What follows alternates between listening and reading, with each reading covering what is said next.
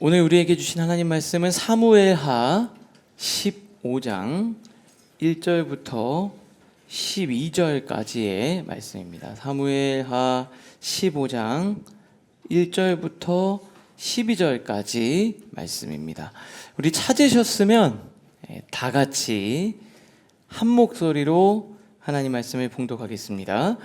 그 후에 압살롬이 자기를 위하여 병거와 말들을 준비하고 호위병 50명을 그 앞에 세우니라. 압살롬이 일찍이 일어나 성문 길 곁에 서서 어떤 사람이든지 송사가 있어 왕에게 재판을 청하러 올 때 그 사람을 불러 이르되 너는 어느 성읍 사람이냐 하니 그 사람의 대답이 종은 이스라엘 아무 지파에 속하였나이다 하면 압살롬이 그에게 이르기를 보라 내 일이 옳고 바르다마는 내 송사를 들을 사람을 왕께서 세우지 아니하셨다 하고 또 압살롬이 이르기를 내가 이 땅에서 재판관이 되고 누구든지 송사나 재판할 일이 있어 내게로 오는 자에게 내가 정의 베풀기를 원하노라 하고 사람이 가까이 와서 그에게 절하려 하면 압살롬이 손을 펴서 그 사람을 붙들고 그에게 입을 맞추니 이스라엘 무리 중에 왕께 재판을 청하러 오는 자들마다 압살롬의 행함이 이와 같아서 이스라엘 사람의 마음을 압살롬이 훔치니라. 4년 만에 압살롬이 왕께 아뢰되 내가 서원한 것이 있사오니 청하건대 내가 헤브론에 가서 그 서원을 이루게 하소서. 당신의 종이 아람 구술에 있을 때에 서원하기를 만일 여호와께서 반드시 나를 예루살렘으로 돌아가게 하시면 내가 여호와를 섬기리이다 하였나이다. 왕이 그에게 이르되 평안히 가라 하니 그가 일어나 헤브론으로 가니라. 이에 압살롬이 정탐을 이스라엘 모든 지파 가운데 두루 보내기를 너희는 나팔 소리를 듣거든 곧 말하기를 압살롬이 헤브론에서 왕이 되었다라 하니라. 그때 청함을 받은 200명이 압살롬과 함께 예루살렘에서부터 헤브론으로 내려갔으니 그들은 압살롬이 꾸민 그 모든 일을 알지도 못하고 그저 따라가기만 한 사람들이라. 제사 드릴 때에 압살롬이 사람을 보내 다윗의 모사 길로 사람 아이도벨을 그의 성읍 길로에서 청하여 온지라. 반역하는 일이 커가매 많아지라. 아멘. 네, 우리 지난주에 다윗과 압살롬에 관한 이야기를 좀 살펴봤죠. 오늘은 그거 좀 이어서 조금 더 이 압살롬에 대해서 좀 살펴보고 오늘은 15장을 통해서 주신 하나님의 메시지를 좀 드리려고 합니다. 우리 첫 번째 우리 같이 한번 읽어보겠습니다. 시작. 문제는 그냥 사라지지 않습니다.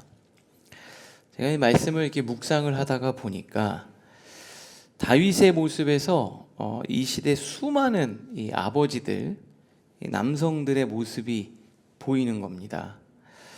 다윗의 삶을 이 전체적으로 바라보니까 전체적으로 보면은 왕으로서의 점수는 굉장히 후하게 줄 수 있을 것 같아요. 왕으로서 한 나라의 역사 속에 왕으로서의 다윗의 점수는 굉장히 후하게 줄 수 있을 것 같아요. 나라를 세우고 수많은 전쟁에 승리하고 나름대로 선한 왕으로 역사에 계속 기록되고 언급되잖아요. 그러나 아버지로서 부모로서 다윗을 생각해 보니까 낙제점에 가까웠습니다. 낙제점에. 요즘으로 말하면 사회적으로는 성공을 했지만 가정을 잘 돌보지 못한 것은 분명해 보입니다. 아무리 자식이 큰 죄를 지었다 한들 사랑하지 않는 부모가 어디 있겠어요? 다윗도 이 압살롬을 정말 사랑했습니다. 자기 이복형 암논을 죽였지 않습니까? 그리고 도망쳤는데도 불구하고 장남을 죽이고 도망친 압살롬을 향한 다윗의 마음을 성경은 정확하게 이렇게 기록을 하고 있어요. 압살롬은 도망하여 구슬 왕 암미올의 아들 달메에게로 갔고 다윗은 날마다 그의 아들로 말미암아 슬퍼하니라. 압살롬 때문에 마음이 너무 아픈 거예요. 압살롬만 생각하면 아버지로서 마음이 너무너무 아픈 겁니다. 그리고 뒤에 39절도 이렇게 돼 있어요. 우리 같이 한번 읽어볼까요? 시작. 다윗 왕의 마음이 압살롬을 향하여 간절하니. 그 아들에 대해서 막 보고 싶고 간절한 마음이 있었어요. 그래서 그 마음을 요압이 읽고서 중간에 중재해서 압살롬을 데리고 오잖아요. 그런데 저는 여기서 다윗이 정말 이상한 것 같아요. 막상 불러놓고 보고 싶고 막 안타깝고 사랑했는데 사랑하는 아들을 불러놓고는 만나주지를 않는 거예요. 지난주에 이랬잖아요. 요압이 일어나 그술로 가서 압살롬을 데리고 예루살렘으로 오니, 자 24절 읽겠습니다. 시작. 왕이 이르되 그를 그의 집으로 물러가게 하여 내 얼굴을 볼 수 없게 하라매 압살롬이 자기 집으로 돌아가고 왕의 얼굴을 보지 못하니라. 정말 이상하지 않나요? 그렇게 보고 싶어 했는데 막상 아들이 왔어요. 불러서 왔는데 얼굴조차 보여주지 않는 거예요. 되게 아이러니하지 않습니까? 이상하죠? 그런데 저는 이걸 읽으면서 야, 이게 어쩜 정말 이렇게 우리의 모습과 이렇게 닮았나 이런 생각이 들어요. 우리도 그러지 않습니까? 부부싸움 하고 나면 어때요? 화해하고 싶어요. 화해하고 싶고 잘해주려고 하는데 막상 얼굴을 딱 보는 순간 어떻게 돼요? 내가 원래 하려던 말이 아니라 엉뚱한 얘기를 하고 막 그러면서 어떻게 돼요? 관계가 치닫잖아요. 더 안 좋아지지 않습니까? 마음으로는 화해하고 싶은데 막상 마주 앉으면 꼭 할 말은 못하고 엉뚱한 말만 내뱉어서 상황을 악화시켜요. 분명히 보고 싶었거든요. 근데 딱 만나는 순간 어떻게 해요? 보고 싶었으면 보고 싶었다고, 정말 미안하다고, 화해하고 싶다고, 잘 지내고 싶다고 그런 말을 하면 되는데 보는 순간 어떻게 돼요? 이렇게 딱 이렇게 되잖아요. 지금 다윗도 그런 거예요. 우리 인간이 그래요. 우리 인간이 그렇다니까요. 이 얘기는 우리의 삶의 이야기예요. 다윗은 그래 놓고서 그냥 자기가 뭔가를 해결하고 자기의 마음을 나눠야 되는데 겉으로 드러나는 문제가 없으면 해결된 거라고 생각한 것 같아요. 제가 볼 때는. 아니면 그렇게라고 생각하고 싶었는지 모르겠어요. 자, 보세요. 패턴이 있어요. 암논을 죽이고 난 다음에 2년 동안 압살롬이 가만히 있었거든요. 아버지가 뭔가 해결해 주겠지. 그러니까 어떻게 돼요? 야, 별 문제가 없네. 다 해결됐나 보다 생각했잖아요. 근데 2년 후에 어떻게 돼요? 아니, 암논 사건 이후에 암논을 죽이잖아요. 그러니까 2년 동안 압살롬이 가만히 있었지만 그게 문제가 없고 해결된 게 아니었다라는 거예요. 그 다음에 도망치고 3년 동안 구슬당, 어머니가 있는 구슬당에 있다가 불렀어요. 2년 동안 불러놓고도 안 만나주고 가만히 있었어요. 그러니까 그냥 다 해결됐나 보다. 이제 압살롬도 돌아왔고 다 정리가 됐나 보다. 근데 2년 후에 어떻게 됩니까? 갑자기 불 지르고 막 곡창지대 불 지르고 막 난리를 치잖아요. 그래서 결국 만났어요. 형식적인 만남을 갖고 4년 후에 압살롬이 반란을 저질러요. 그러니까 다윗은 그냥 얘가 사고를 안 치고 우리는 싸움을 안 하니까 문제가 없다고 생각한 거예요. 다시 말씀드릴게요. 다윗은 서로 충돌을 안 하니까 그냥 정리됐다고 생각을 하는 것 같아요. 그런데 그렇지 않다라는 거예요. 이거 정말 중요한 게 있어요. 싸우지 않는다고 잘 지내는 건 아니에요. 갈등이 없다고 문제가 없는 게 아니죠. 여러분, 휴전 어때요? 휴전. 우리 남과 북이 안 싸우고 휴전 상태잖아요. 그럼 부딪히지 않고 서로 싸우지 않잖아요. 그렇다고 그게 평화는 아니에요. 여러분, 팍스 로마나가 뭡니까? 로마가 엄청나게 강력한 힘을 갖고 있으니까 로마가 무서워서 그 당시에 평화가 있었잖아요. 그러니까 아버지가 무서워가지고 아버지한테 눌려서 아무 짓도 안 하고 있으면 그게 잘 지내는 게 아니에요. 나중에 로마가 힘이 빠지면 어떻게 돼요? 문제가 일어나는 거예요. 그 다음 또 하나 있습니다. 무관심도 있어요. 무관심. 무관심 뭐예요? 야, 그냥 너는 너의 인생을 살아라. 아버지는 아버지의 인생을 살겠다. 당신은 당신 스타일대로 살고 나는 내 스타일대로 살고. 그냥 서로 무관심인 거잖아요. 뭐 관심이 없는 거예요. 그것도 싸우지 않고 잘 지내는 것 같지만 그것도 잘 지내는 건 아니에요. 여러분, 중요한 게 있습니다. 서로 싸우지 않고 서로 건드리지 않고 아무 문제가 없으면 잘 지내는 겁니까? 오늘 본문에서는 그렇게 얘기하고 있지 않아요. 여러분, 가정은 나쁘지 않으면 나쁜 거예요. 가정은 나쁘지 않으면 나쁜 거예요. 가족은 좋아야 돼요. 싸우지 않으면 잘 지내는 게 아니에요. 여러분, 성경에서 나오는 그 샬롬 있죠. 샬롬. 그게 평안입니다. 평화. 성경에서 샬롬이라는 개념을 뭘로 보냐면 바른 관계로 보는 거예요. 바른 관계. 아까 말했던 휴전. 그러니까 일단 잠시 안 싸우는 관계. 두 번째는 아버지가 무서워서 사고 안 치고 누가 무서워서 그냥 가만히 있는 단계. 세 번째는 완전히 무관심한 전혀 상관없는 그런 단계. 그거 샬롬 아니에요. 여러분, 가정 안에서는요, 좋은 교감이 있어야 되는 거예요. 근데 다윗은 그걸 모른 거예요. 이해가 되죠? 다윗이 그렇게 성장했기 때문에 그런 거예요. 사실은 어찌 보면 저는 아이를 양육하거나 기르는 부모라면 반드시 읽어야 할 책이라고 생각이 들어요.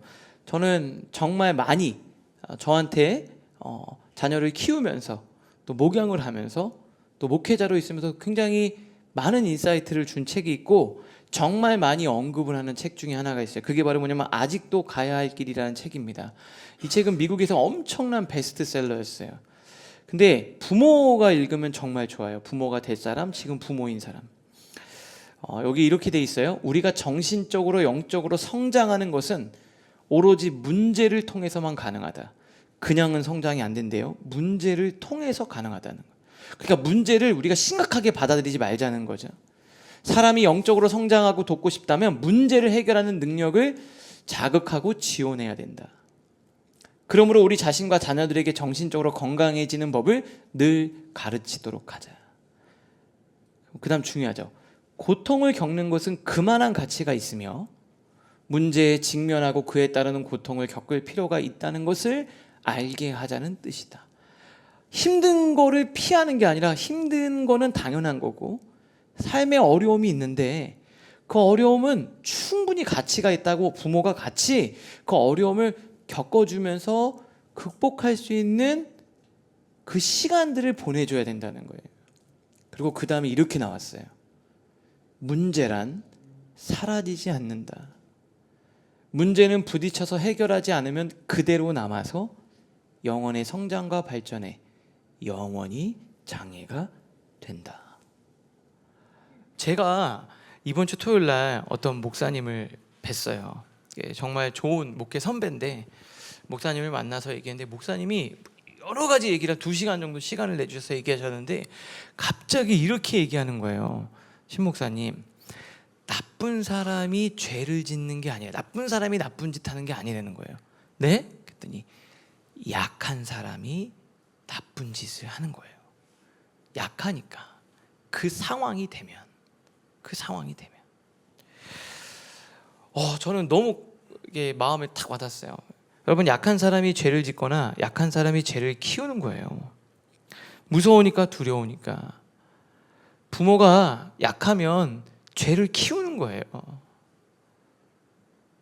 그래서 우리는 늘 말씀을 통해 우리 내면의 건강을 다시 다스리고 말씀을 통해 우리 안에 힘을 얻어야 돼요.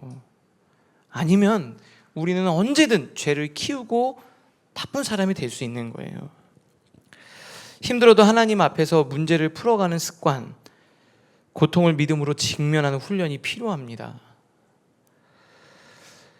사랑하는 라이프처치 성도 여러분, 오늘 우리가 읽은 본문은 그 후에 압살롬이 반란을 저질렀대요. 그때까지가 몇 년이, 반란을 시작할 때까지 몇 년인 줄 아세요? 그 이복 형이 자기 여동생을 성폭행한 사건부터 몇 년인 줄 아세요? 11년이란 시간이 지났어요. 11년이란 시간. 하나님이 11년이란 시간을 준 거예요, 다윗에게. 그런데 다윗은 그 시간을 그냥 외면해 버린 거예요. 우리에게 그 11년의 시간이 있을 수 있어요. 오늘은 가족들과 마음을 나누는 시간, 함께 시간을 들여서 사랑을 확인하는 시간을 꼭 가질 수 있기를 바랍니다. 그런데 이때 중요한 게 있어요. 꼭 그럴 때 뭐가 역사해요? 마귀가 역사를 해요. 내가 오늘은 좀 잘 해봐야지 이렇게 하는데 갑자기 마귀가 어떻게 해요? 마음을 긁어서 야, 우리끼리 무슨 좋은 시간이냐 이렇게 되잖아요. 이럴 때 영적인 공격이 있다는 걸 기억하시고 다윗을 통해서 우리의 모습을 볼 수 있어야 됩니다. 마음을 나누는 게 중요해요. 마음을 나누는 거, 그게 정말 중요한 일입니다. 그냥 있는 거 말고요, 제가 말씀드릴게요. 마음을 나누는 거. 저 사람이 좋아하는 건 저 사람이 좋아하는 걸 두고, 내가 좋아하는 건 내가 좋아하는 걸 두고, 이게 아니라요, 서로 같이 즐거워하는 영역이 뭔지도 찾고 함께 그 시간을 보내야 되는 거예요. 다윗은 그걸 못한 거예요. 그래서 압살롬이 이제 반역을 저지릅니다.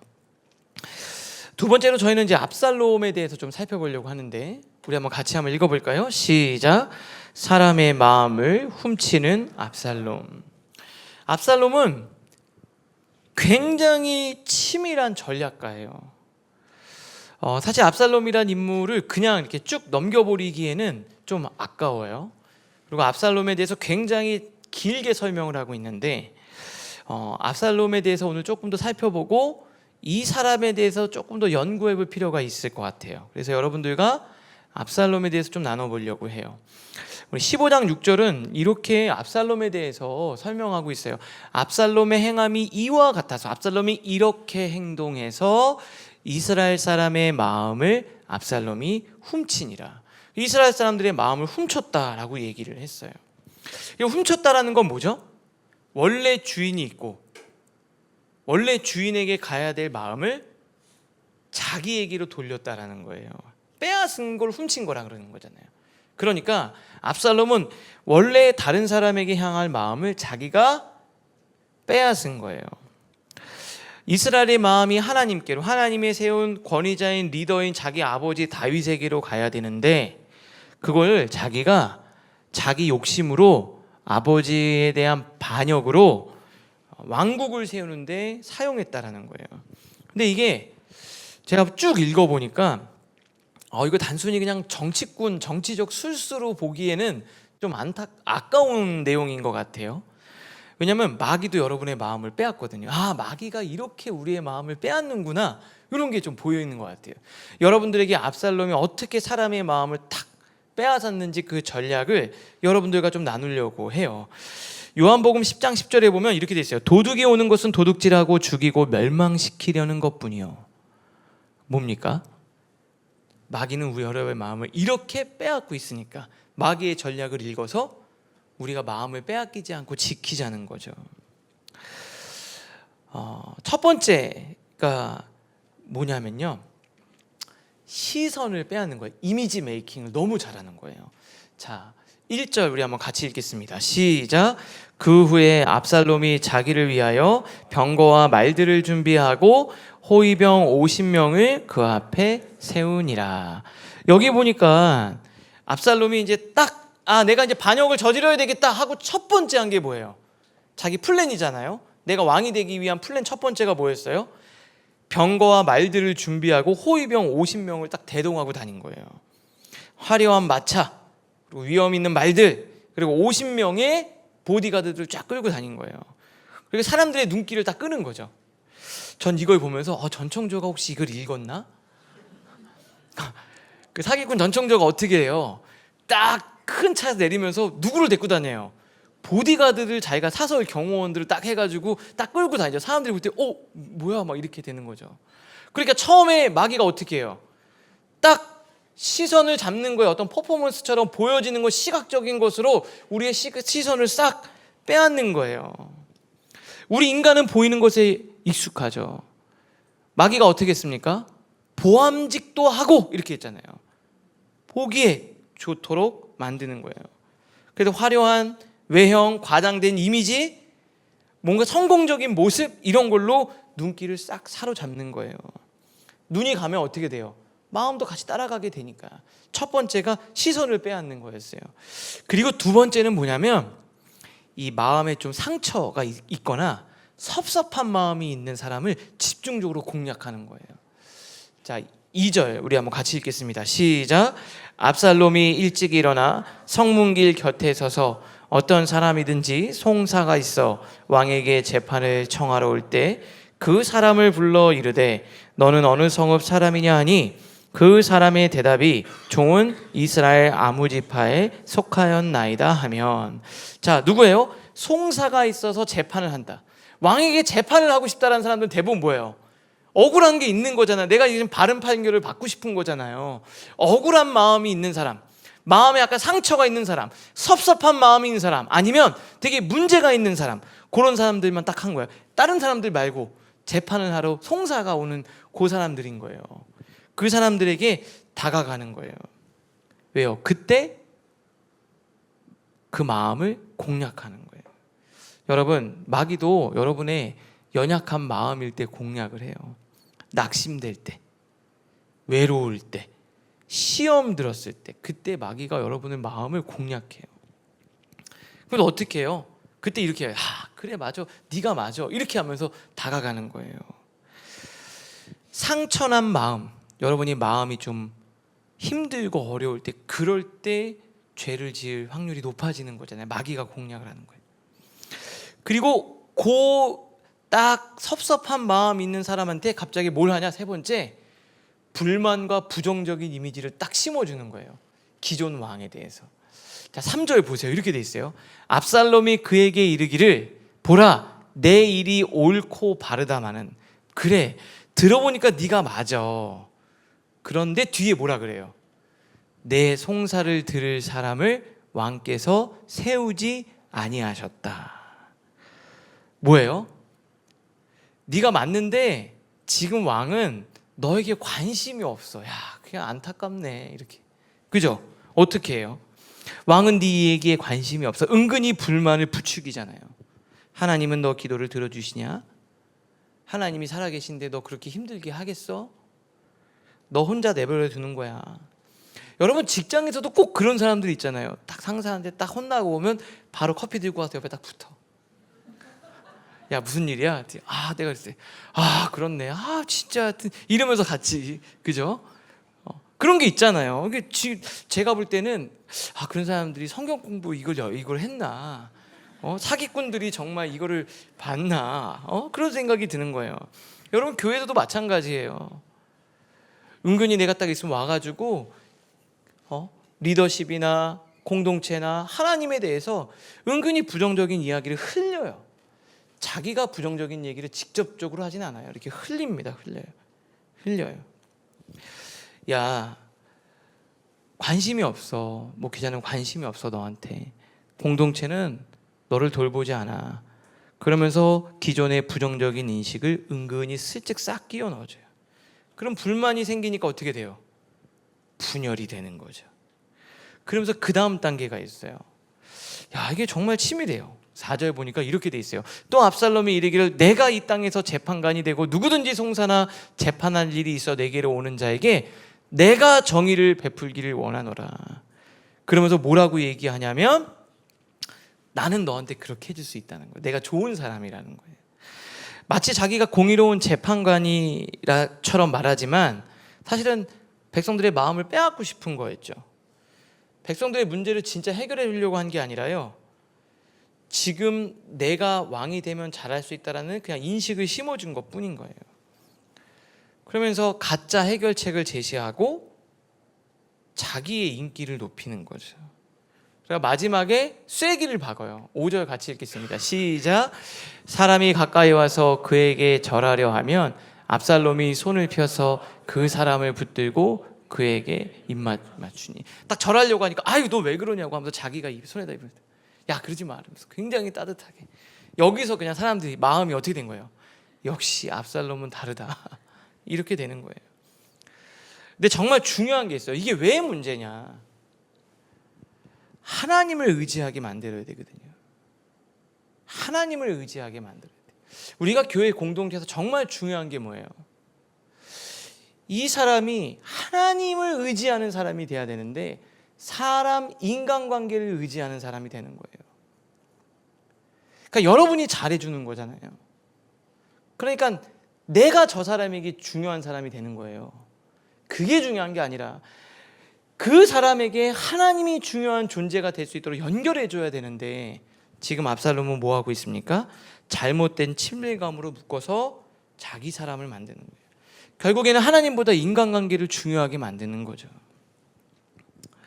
여러분, 우리의 마음은 본래 하나님께 속해야 되는 거예요.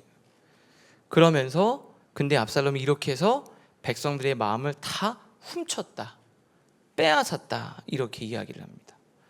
마귀도 그렇잖아요. 내가 오늘 좀 섭섭한데 누가 와가지고 또 같이 부추기는 사람이 꼭 있어요. 압살롬처럼. 야, 교회 나가봐야 라이프처치 정신없어. 너한테 관심이 없을 거야. 야, 네 기도해도 무슨 소용이 있겠어. 말씀 본다고 뭐 해결이 돼. 그러면서 더 좋은 대안을 제시하면서, 야, 차라리 너 열심히 하면 너만 손해인 거야. 교회는 너를 알아주지 않아. 적당히 해. 뒤로 빠져. 신앙생활 너무 열심히 하면 안 돼. 우리의 마음을 그렇게 빼앗아 가고 있다니까요. 잠언 4장 23절 우리 한번 같이 한번 읽겠습니다. 시작. 모든 지킬 만한 것 중에 더욱 내 마음을 지키라. 생명의 근원이 이에서 남이라. 우리가 마음을 지켜야 돼요. 여러분의 마음은 잘 지키고 계세요? 하나님께 향하는 그 마음, 마귀에게 빼앗기지 않고 잘 지킬 수 있는 여러분들 되시기를 주님의 이름으로 축복합니다. 마지막 세 번째 같이 한번 읽어볼까요? 시작. 하나님의 마음을 얻은 다윗. 지금 그냥 압살롬이 절대적으로 유리한 상황에 처했어요. 정치적인 고향인 헤브론, 다윗이 헤브론에서 왕이 됐잖아요. 거기서부터 반란을 일으켰어요. 그리고 다윗 고향 사람들, 그리고 또 정말 중요한 거는 다윗이 가장 의지하는 신실한 동역자이자 친구이자 책사였던, 전략가였던 아히도벨을 자기 편으로 싹 만든 거예요. 근데 잘 생각해보세요. 이 아히도벨이 엄청 똑똑한 사람이거든요. 그냥 브레인이에요. 다윗과 함께 그 나라를 운영했던 사람이거든요. 근데 그 아히도벨이 압살롬에게 붙었다는 건 딱 판세가 돌아가는 판세를 보니까 이미 다윗은 끝났고 압살롬에게 완전히 대세가 기운 거예요. 그래서 같이 갔다라는 얘기예요. 다윗이 얼마나 충적이었을까. 그래가지고 다윗이 한시 급하게 예루살렘에서 압살롬을 피해서 도망치는 거예요. 이게 정신없이 빠져서 도망치고 있었어요. 조금이라도 늦으면 그냥 바로 죽는 거예요. 그래서 빨리 급하게 빠져나오는 길에 제사장 사독과 레위인들이 언약궤를 들고 딱 그 입구에서 기다리고 있는 거예요. 저희가 예전에 이 말씀을 좀 나눴죠. 근데 이 언약궤가 어떤 거냐면 하나님의 임재를 상징하는 거니까 정통성을 주장할 수 있을 것 같아요. 언약궤가 나한테 있다. 그러니까 백성들의 마음을 좀 돌이킬 수 있고 자기랑 함께하는 사람들에게 뭔가 용기를 줄 수 있는 게 언약궤예요. 그런데 다윗이 뜻밖의 선택을 하는 겁니다. 자, 15장 25절 26절 읽겠습니다. 시작. 왕이 사독에게 이르되 보라, 하나님의 궤를 성읍으로 도로 메어 가라. 만일 내가 여호와 앞에서 은혜를 입었으면 도로 나를 인도하사 내게 그 궤와 그 계신 데를 보이시리라. 그러나 그가 이와 같이 말씀하시기를 내가 너를 기뻐하지 아니하신다 하면 종이 여기 있사오니 선히 여기시는 대로 내게 행하시옵소서 하라. 그러면 딱 언약궤를 갖고 오니까 뭐라 그래요? 보통이면 야, 그래, 이거라도 있어야 우리가 정통성을 주장할 수 있을 텐데 내가 정신없어서 두고 왔는데 야, 잘했다 이렇게 하지 않았어요. 뭐라 그래요? 다시 성읍으로 가져가라. 그 언약궤는 나한테 중요하지 않다.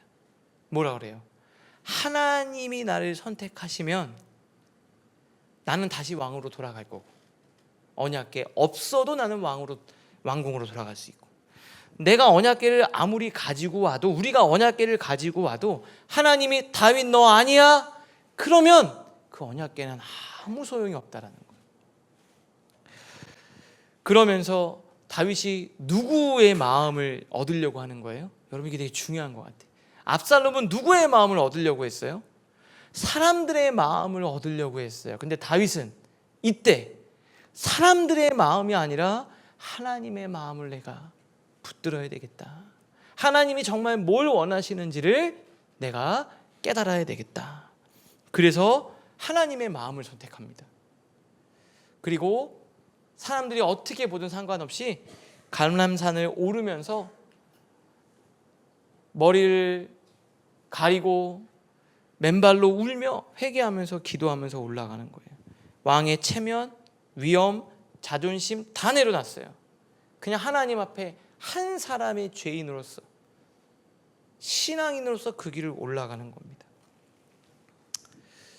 근데 참 잔인하죠. 원래 이렇게 안 좋은 일이 계속 오는 거예요. 이럴 때 진짜 막 울면서 너무 마음이 아프잖아요. 자기 아들이 자기에게 칼을 겨눴으니까 얼마나 그랬겠어요. 근데 거기다가 이제 무슨 소식을 듣냐면 31절에 어떤 사람이 다윗에게 알리되 압살롬과 함께 모반한 자들 가운데 아히도벨이 있습니다. 이 얘기는 뭐냐면 다윗에게 와서 왕이시여 지금 큰일 났습니다. 아히도벨이 저쪽으로 붙었다고 합니다. 이게 특별하게 이 사람을 언급한 거면 뭐예요? 그냥 다윗의 속속들이 알고 있는 거예요. 다윗의 핵심 전력, 또 멤버들, 엄청 똑똑한 사람인 거예요. 다윗에게 책사 둘이 있어요. 한 사람은 후세고 한 사람은 아히도벨. 근데 아히도벨을 정말 신뢰했어요. 아히도벨이 얘기하면 하나님이 말씀하신 것처럼 들었다 그랬어요. 그러니까 얼마나 마음이 아팠겠어요. 자기가 그렇게 믿었던 아히도벨이 배신했다는 소식, 이 마음을 우리가 좀 읽을 수 있는 게 시편 55편이 이 아히도벨이 배신했을 때 하나님께 드린 기도예요. 이걸 읽으면 그때 다윗이 어떤 심정이었는지 좀 이해할 수 있을 것 같아요. 자, 12절 볼게요. 나를 책망하는 자는 원수가 아니라 원수일진데. 이게 무슨 말이에요? 원수가 아니라 원수일진데. 원수는 아닌데 원수가 돼버린 거예요. 내가 참았으리라. 나를 대하여 자기를 높이는 자는 나를 미워하는 자가 아니라 미워하는 자일진데. 내가 미워하는 사람이었고 내가 정말 싫어하는 사람이라면 괜찮을 텐데 내가 정말 미워하지 않는 사람인데 미워할 수밖에 없는 사람이 되어버렸다는 거예요. 그게 누구예요? 그는 곧 너로다. 나의 동료, 나의 친구요, 나의 가까운 친으로다. 우리가 같이 재밌게 의논하며 무리와 함께하여 하나님의 집안에서 다녔도다. 얼마나 마음이 아팠겠어요. 원수가 아닌데 원수고 미워하지 않는데 미워하는 자가 됐다라는 거예요. 여기까지 딱 온 거예요. 하나님이 다윗을 거의 코너로 그냥 끝까지 밀어붙인 거예요. 근데 여기서 중요해요. 다윗이 이때 한 가지를 깨달았어요. 한 가지를 깨달았어요. 그게 바로 뭐냐면 내가 지금까지 사람을 너무 의지했구나. 하나님을 의지했어야 되는데. 그리고 이렇게 얘기해요. 나 처음으로 다시 돌아가겠다. 맨 처음 다윗 어땠죠? 아무것도 없었어요. 근데 하나님 한 분만 보고 왔잖아요. 하나님께 내가 다시 돌아가겠다. 돌이켜보니까 목동일 때 부모도 자기를 버렸잖아요. 근데 하나님 보고 지금까지 왔잖아요. 정신이 번쩍 든 거예요. 나 지금 뭐 하고 있었지? 그래, 맞아. 그 하나님을 내가 되찾아야 되겠다. 그렇게 생각한 거예요. 아무도 알아봐 주지 않을 때 하나님이 다윗을 선택했잖아요. 내가 정말 중요한 것을 잊었구나. 그리고 자기 삶의 정수, 그 뿌리, 그 하나님을 붙들기로 결심합니다. 전 이렇게 생각이 들었어요. 이때 뭐가 떠올랐냐면 맨 처음 다윗이 소년일 때 골리앗을 이겼을 때 다윗이 이렇게 고백을 했어요. 이렇게 얘기해요. 다윗이 블레셋 사람에게 이르되 너는 칼과 창과 단창으로 내게 나아오거니와 나는 만군의 여호와의 이름 곧 내가 모욕하는 이스라엘 군대에 하나님의 이름으로 나아가노라. 다른 사람들은 세상적으로 뭐 칼, 창, 단창, 스펙 좋아야지만, 멤버 좋아야지만, 따르는 지지층이 많아야지만, 저 머리 좋은 사람들, 또 도와주는 사람들 많이 있어야지만 인생에서 승리하고 성공할 수 있을 거라고 생각하지만 나는 그렇게 생각하지 않아. 만군의 여호와 하나님 한 분이 나와 함께 하시면 돼. 소년 때 이 고백했었거든요. 근데 잊어버린 거예요. 그때는 하나님 한 분만으로도 내가 세상과 맞서 싸우는 사람이 됐는데 잊어버린 거예요. 내가 어떻게 하다 여기까지 왔지? 그 하나님을 되찾은 거예요. 그러면서 47절에 이렇게 합니다. 읽겠습니다. 시작. 또 여호와의 구원하심이 칼과 창에 있지 아니하고 무리에게 알게 하리라. 전쟁은 여호와께 속한 것인즉 그가 너희를 우리 손에 넘기시리라. 아멘. 이걸 깨달은 거예요. 오늘 본문은요, 정확하게 압살롬과 다윗을 비교하고 있어요. 압살롬은 백성들의 마음을 다 얻었대요. 그리고 제일 중요한 아히도벨도 그쪽으로 붙었다라는 거예요. 고향 사람들도 다 그쪽으로 붙은 거예요. 다윗에게는 몇 명 남지도 않았어요. 그런데 다윗은 하나님을 선택한 거예요. 세상의 많은 사람들의 지지를 얻은 압살롬과 하나님 한 분을 붙든 다윗이 어떻게 되는지를 보여주는 거예요. 결국 하나님이 다윗을 다시 예루살렘 성으로 불러주십니다. 제가 이렇게 다윗을 묵상을 하다 보니까 다윗이 크게 이렇게 별 볼 일 없죠. 다윗도 참 어쩔 때 보면 못난 사람인데 어떻게 다윗이 이렇게 하나님께 쓰임받는 사람이 될 수 있었을까? 가장 중요한 한 가지가 뭔지 아세요? 다윗에게 꼽을 수 있는 최고의 장점, 그게 다윗은 힘들 때 하나님을 찾았어요. 이게 중요한 거예요. 가장 힘들면 힘들수록 하나님께로 돌아갔어요. 제가 유진 피터슨 목사님 책을 쭉 이렇게 거의 다 읽고 다른 목사님들 책도 읽었는데 공통적으로 이런 얘기를 하더라고요. 고통이 언제나 우리를 하나님께로 나아가게 만드는 건 아니에요. 고통이 어떤 경우는 고통이 하나님을 버리고 온갖 다른 도움을 찾아 떠나게 만드는 계기가 되는 사람이 있어요. 그리고 더 우리를 독하고 악하고 망가뜨리는 사람들이 있어요. 그런데 다윗은 그 상황에서 하나님을 선택했다라는 게 중요한 거예요. 여러분들은 어때요? 신앙생활 하면서 내가 좀 괜찮을 때 엄청 열심히 해요. 막 기분 좋고 다. 그런데 여러분 조금 힘들고 어려우면 어떻게 돼요? 내려놓잖아요. 그러면 다윗같이 될 수가 없는 거예요. 다윗은 힘들수록 하나님을 붙들었어요. 고통 가운데서 하나님을 더 찾고 찾았다는 거예요. 사랑하는 라이프처치 성도 여러분, 요즘 어떠세요? 요즘 어떠세요? 옆에 있는 분 얼굴 좀 봐주세요. 요즘 어때요? 별로 상태가 안 좋으신 것 같아요. 말씀 잘 안 보게 되죠? 기도하기 싫죠? 또 예배 오는 거 힘들죠? 여러분 그때 하나님을 찾으셔야 돼요. 저는 기도했어요. 하나님, 다윗은 고통이 다윗을 거만하거나 지독하게 외롭거나 힘들게 만든 게 아니라 그럴수록 빛나는 하나님을 더 찾는 사람이었는데 저도 목회를 하다가 힘들 때 힘들다 하고 손을 놓는 게 아니라 힘들수록 하나님을 붙드는 사람 되게 해달라고. 여러분 취업 좀 잘 안 되고 계속 안 돼요. 취업이 막 되고 막 잘 될 때는 막 신나는 거죠. 왜요? 기도하니까 하나님 막 들어주시니까. 근데 하다가 좀 몇 번 안 되니까 내려놓는 게 아니라 그때 어떻게 돼요? 그래? 그러면 기도를 2배로 더 하는 거예요. 내가 더 하나님을 다윗은 그런 사람이었다라는 거.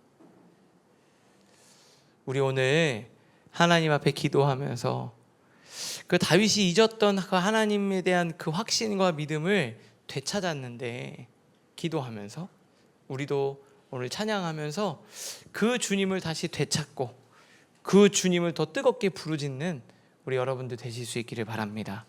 우리 같이 함께 찬양 부르고 기도하기를 원합니다. 다윗은 제가 보니까 다윗도 참 별 볼 일 없는 인생이었어요. 좀 세상적으로는 잘 됐는지 모르지만 제일 중요한 가정에서는 실패한 사람이었는데 이걸 통해서 다윗은 깨달은 거죠.